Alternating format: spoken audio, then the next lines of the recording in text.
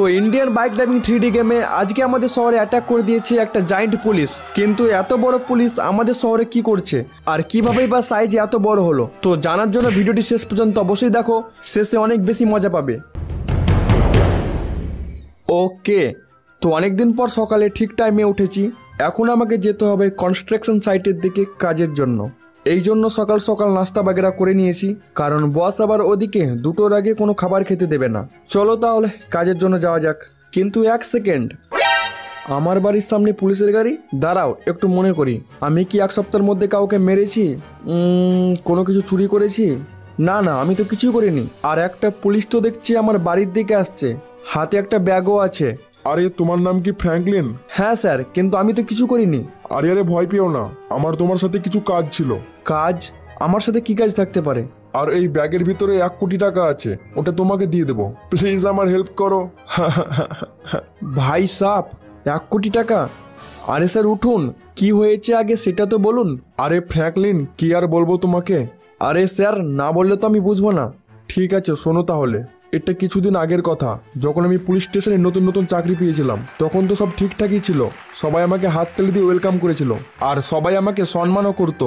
কিন্তু কিছুদিন পর আমাদের পুলিশ স্টেশনে মেয়র সাহেব আসে এবং আমাকে বাদ দিয়ে পুলিশ স্টেশনের সব পুলিশকে প্রমোশন করিয়ে দেই। তবুও এতে আমি অনেক খুশি ছিলাম, কারণ চাকরি পাওয়া আমার কিছুদিনই হয়েছিল। হয়তো পরে আমারও প্রমোশন হয়ে যেত, কিন্তু এরপর প্রমোশন পাওয়ার পর সব পুলিশরা আমাকে নিয়ে মজা শুরু করে। আরে এই দেখ, পাতলু চলে এসেছে। হা হা হা। আরে পাতলু, তোর কোনোদিন প্রমোশন হবে না, যা গিয়ে বাড়িতে বসে থাক। হ্যাঁ হ্যাঁ ঠিক বলেছিস, ওই জন্য মেয়র সাহেব ওর প্রমোশন করেনি। এরপর আমি যখনই স্টেশন যেতাম ওরা আমাকে নিয়ে হাসাহাসি করতো। আরে তুই আবার চলে এসেছিস, কমজোর হাড্ডি কথাকার। হা হা হা, যা গিয়ে বাড়িতে চুরি পরে বসে থাক। এরপর দিনের পর দিন কেটে যায় আর ওরা আমাকে নিয়ে হাসাহাসি করতেই থাকে। আমি বিরক্ত হয়ে গেছি ওদের থেকে। হ্যাঁ স্যার, সব কিছুই তো বুঝলাম, কিন্তু আমি এতে কি করতে পারি? আরে কিছুদিন আগে যখন রেড ক্রিমিনাল আমাদের শহরে অ্যাটাক করেছিল, তখন তুমি সাইজ অনেকটা বড় হয়ে আমাদের শহরকে তার হাত থেকে বাঁচিয়েছিলে। আরে হ্যাঁ, মনে এলো। তাই আমিও ওই রকম বড় হয়ে ওদের থেকে বদলা নিতে চাই। প্লিজ তুমি না বলো না, এই সমস্ত টাকাগুলি রেখে দাও, যদি লাগে তো আরও দেবো। আচ্ছা আচ্ছা ঠিক আছে স্যার, আমি আপনার কাজ করে দেব। তো অলরাইট গাইস, আমি সেই পুলিশওয়ালার কাছ থেকে 1 কোটি টাকা নিয়ে নিয়েছি, কারণ ভাই এতগুলি টাকা হাতছাড়া করা আমার পক্ষে তো সম্ভব নয়। আর এমনি তো আমার কনস্ট্রাকশন সাইটের দিক থেকে সেরকম কোনো ইনকাম হচ্ছিল না, কোনো রকমে 2 বেলা ডাল ভাত খাওয়া হচ্ছিল। তো যাই হোক, ফাইনালি 1 কোটি টাকা হাতে লেগেছে। আর আজ তো আমি কনস্ট্রাকশন সাইটের দিক থেকে ছুটি নিয়ে নিচ্ছি। এখন আমাকে যেতে হবে আমার বন্ধু চিন্টুর কাছে। সে হলো অনেক বড় একটা সায়েন্টিস্ট, যে কিনা গ্রামে থাকে। এখন ওর কাছে গিয়েই ব্যাপারটা নিয়ে আলোচনা করতে হবে। অনেক দিন পর গ্রামে তো চলে এসেছি, কিন্তু আমার বন্ধুর বাড়ি কোনটা এখন খুঁজতে হবে, কারণ প্রায় অনেক দিন থেকে আমার গ্রামের দিকে আসা হয়নি। তো অনেক খোঁজার পর বাড়ি তো খুঁজে পেয়ে গেছি। চলো ওকে বাইরে ডাকা যাক। আরে চিন্টু, চিন্টু বাড়িতে আছিস? দরজা খোল। আরে বন্ধু, অনেকদিন পর দেখা, কেমন আছিস বল? হ্যাঁ ভাই, সব ঠিকঠাক চলছে। তো কি মনে করে আমার কাছে আসতে হলো? আসলে কথা হলো, তো গাইস চলো চিন্টুকে পুরো কথাটা খুলে বলা যাক। A few moments later. তো অলরাইট, চিন্টু পুরো কথাটা শোনার পর আমার ওপর পুরো রেগে গিয়েছে। আরে তুই কি পাগল আছিস? পুলিশটা বড় হয়ে যদি আমাদের শহরকে ধ্বংস করা শুরু করে, তখন কি হবে? না না, এমন কিছু হবে না। আর তোকে তো বলতেই ভুলে গেছি, পুলিশটা তার সাথে আমাকে 1 কোটি টাকা দিয়েছে। তো তুই যদি কাজটা করতে পারিস তাহলে দুজন মিলে 50 লাখ করে ভাগ করে নেব। আরে ঠিক আছে, কিন্তু তুই আমাকে এটা আগে বলবি তো। কাজ হয়ে যাবে, এখন তুই বাড়িতে যা। এর জন্য যা যা জিনিসের দরকার হবে আমি সেই জিনিসগুলোর লোকেশন তোর ফোনে পাঠিয়ে দেবো, তুই গিয়ে কালেক্ট করবি। গাইস ফাইনালি অনেক চেষ্টার পর আমি চিন্টুকে রাজি করিয়ে নিয়েছি। ভাই সাহ, প্রথমে তো রাজি হচ্ছিল না, কিন্তু টাকার কথা শোনা মাত্রই সঙ্গে সঙ্গে রাজি হয়ে গিয়েছে। এবং তোমরা যেমনটা শুনতে পেলে, এখন চিন্টু আমাকে বাড়ি যেতে বললো, আর এই প্রজেক্টের জন্য যে সমস্ত জিনিসগুলো দরকার হবে সেগুলোর লোকেশন আমার ফোনে পাঠিয়ে দেবে, আর আমাকে সেগুলোকে কালেক্ট করে নিয়ে আসতে হবে। আবে ইয়ার, বৃষ্টি আসারও টাইম পেল না, এখন আমাকে আরও তাড়াতাড়ি বাড়িতে পৌঁছাতে হবে। বিদ্যুৎও চমকাচ্ছে আর আমার এতে অনেক বেশি ভয় লাগে। ভাই 1 সেকেন্ড, আমার বাড়ির ভিতরে উট কি করছে? আচ্ছা, বৃষ্টির জন্য আমার বাড়ির ভিতরে ঢুকে পড়েছে। তাড়াতাড়ি এদেরকে আমার বাড়ি থেকে বের করতে হবে, তা না হলে পটি বাগেরা করে আমার বাড়ির 12টা বাজিয়ে দেবে। চল তাড়াতাড়ি বের হও আমার বাড়ি থেকে, এরা তো আমার বাড়িকে চিড়িয়াখানা বানিয়ে ফেলেছে। এই দেখো, বাড়ির পিছনের দিকে পালাচ্ছে। চল তাড়াতাড়ি বের হ। ওকে, এবার আমার মনে শান্তি এলো। ভাগ্যিস আমি তাড়াতাড়ি বাড়িতে চলে এসেছি। না হলে উটগুলো যদি বাড়ির ভিতরে ঢুকে পড়তো তাহলে তো জিজ্ঞাসাই করো না, সব জিনিসপত্রগুলিকে ভেঙে ফেলতো। তো চলো ভিতরে গিয়ে একটু আরাম করা যাক। A few moments later. তো গাইস ফাইনালি বৃষ্টি তো থেমে গিয়েছে, এখন আমাকে মিশনের জন্য বের হতে হবে, কারণ চিন্টু একটু আগে আমাকে একটা জিনিসের লোকেশন পাঠিয়েছে, আর ওটা একটা উঁচু জায়গায় কন্টেনারের উপরে রাখা আছে। তোমরা যারা রেড ক্রিমিনালের ভিডিওটা দেখেছো তারা অবশ্যই বুঝে গেছো ওটা কি। হ্যাঁ গাইস, এটাই সেই জিনিস যেটা খাওয়ার পর আমি অনেক বড় হয়ে গেছিলাম এবং রেড ক্রিমিনালকে আমাদের শহর থেকে তাড়িয়েছিলাম, আর এবার আমাকে সেই পুলিশ অফিসারের জন্য এটা কালেক্ট করতে হবে।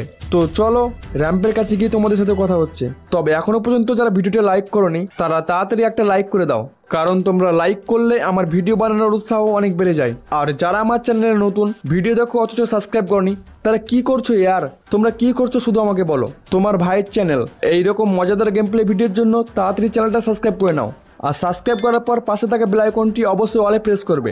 এর ফলে আমি যখনই ভিডিও আপলোড করব সঙ্গে সঙ্গে তোমরা নোটিফিকেশন আকারে দেখতে পেয়ে যাবে। তো অলরেডি আমি কন্টেনারের কাছে চলে এসেছি, এখন আমাকে ওপরে উঠতে হবে, কারণ এর ওপরেই সেই ম্যাজিক্যাল লিকুইডটি রাখা আছে যেটা খাওয়ার পর পুলিশ অফিসার বড় হয়ে যাবে। আরে বাপ রে ভাই সাহেব, কি বাঁচার বেঁচেছি, এখনই নিচে পড়ে যাচ্ছিলাম বাট বেঁচে গিয়েছি। এখন আমাকে আরো সাবধানে উপরে উঠতে হবে, কারণ এইসব উঁচু জায়গায় বাইকের টায়ার স্লিপ করার সম্ভাবনা বেশি থাকে, এবং একবার যদি টায়ার স্লিপ হয়ে যায় তাহলে সোজা নিচে এবং নিচ থেকে ডাইরেক্ট ওপরে চলে যাব। এখানে আমাকে সাবধানে একটু ডান দিকে নিতে হবে। ওকে, আর সামনে উঁচু, এর মানে আমাকে একটা জাম্প করতে হবে। আর গেছে আমি এখানে পৌঁছে গেছি, আর তোমরা দেখতেই পাচ্ছ এটাই হলো সেই ম্যাজিক্যাল লুকেট যেটা আমি এর আগের বার বিল্ডিং এর উপর থেকে কালেক্ট করেছিলাম। তো চলো এটাকে তাড়াতাড়ি কালেক্ট করে নেওয়া যাক। এখন আমাকে তাড়াতাড়ি গিয়ে বোতলটা চিন্টুকে দিয়ে আসতে হবে, কিন্তু তার আগে আমার আবার ভয় হচ্ছে উট আবার বাড়ির ভিতরে ঢুকে না পড়ে। এর আগের বার তো কোনো রকমে তাড়িয়েছি, এই জন্য মনে হয় বাড়িটা একবার চেক করে নেওয়াই ভালো হবে। না, কোনো কিছু নেই। উফ, বাঁচা গেল। আমার এত সুন্দর বাড়ির যদি কিছু হয়ে যায় তাহলে তো আমাকে রাস্তায় থাকতে হবে। আর গাইস আমার মনে হচ্ছে হয়তো উটগুলো শহর ছেড়ে পালিয়ে গেছে, হয়ে যায় তাহলে তো আমাকে রাস্তায় থাকতে হবে। আর গাইস আমার মনে হচ্ছে হয়তো উটগুলো শহর ছেড়ে পালিয়ে গেছে। ওকে, তো আমি চিন্টুর কাছে চলে এসেছি। ভাই এই নে, আমি লিকুইড নিয়ে চলে এসেছি, আমার তো কাজ শেষ, এখন তুই বাকি জিনিসটা সামলা। আরে থাম, এখনো তোর কাজ শেষ হয়নি, তোকে আরো একটা মেশিন নিয়ে আসতে হবে, কারণ ওই মেশিনটা ছাড়া এই লিকুইডটা কোনো কাজই করবে না। আর ওই মেশিনটার লোকেশন আমি এক্ষুনি তোর ফোনে পাঠিয়ে দিচ্ছি। তো আমি এখানে আরও একটা মিশন পেয়ে গেছি, যেমনটা তোমরা শুনলে আমাকে একটা মেশিন নিয়ে আসতে হবে, আর ওই মেশিনটা ফ্রিতে তো পাওয়া যাবে না, এর জন্য আমাকে এই র্যাম্পটাকে কমপ্লিট করতে হবে। আর গাইস এখানে এসে দেখছি একটা থার রাখা আছে, মনে হচ্ছে এই থারটাকে নিয়ে র্যাম্পটাকে কমপ্লিট করতে হবে। তো অলরাইট, আমি এখানে র্যাম্পের উপরে ওঠা শুরু করে দিয়েছি। এখানে সামনে একটা পাখা আছে, কিন্তু এটা তো অনেক সহজ।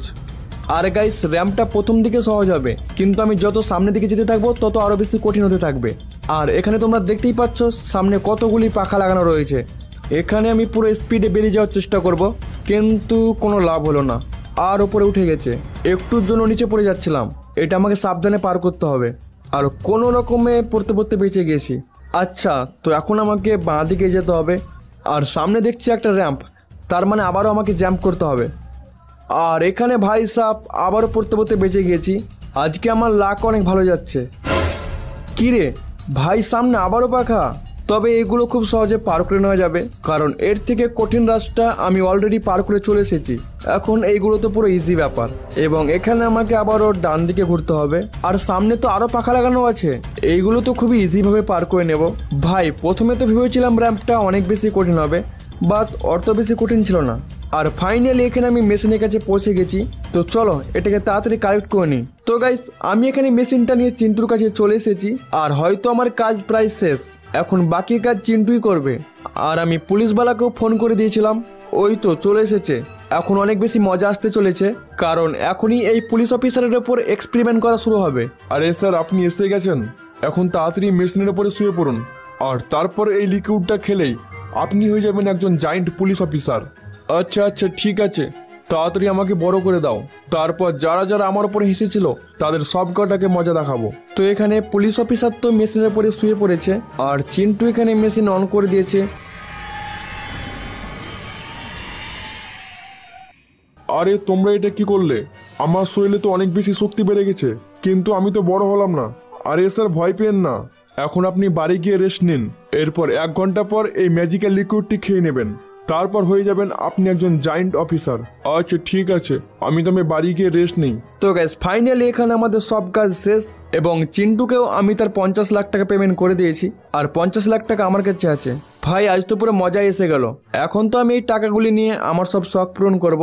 এছাড়া আমি অনেক বেশি ক্লান্ত হয়ে পড়েছি। চলো বাড়িতে গিয়ে আমি একটু আরাম করি। A few moments later. কিন্তু এখন ভূমিকম্প কোথা থেকে আসলো আর বাইরে এত চেঁচামেচি কিসের? আচ্ছা এটা তো সেই পুলিশ অফিসারটা, অনেক বড় হয়ে গিয়েছে আর এখন তো সব পুলিশের থেকে বদলা নেবে, এই জন্য পুলিশ স্টেশনকে অলরেডি ভেঙে ফেলেছে আর এখন ওই হাসছে। এটা ভাই ঠিক আছে, সবাই ওকে নিয়ে মজা উড়িয়েছিলি, এখন সামলা। আর এখানে বেচারা ছোট পুলিশগুলো কি আর করতে পারবে, সবাই তো এখানে ক্ষমা চাইছে আর এ তো পুরো হেসেই যাচ্ছে। কিন্তু পুলিশটা তো এবার আমার দিকে তাকাচ্ছে আর আমার দিকে হেঁটে আসছে। এবার আমার কি হবে? বাঁচাও!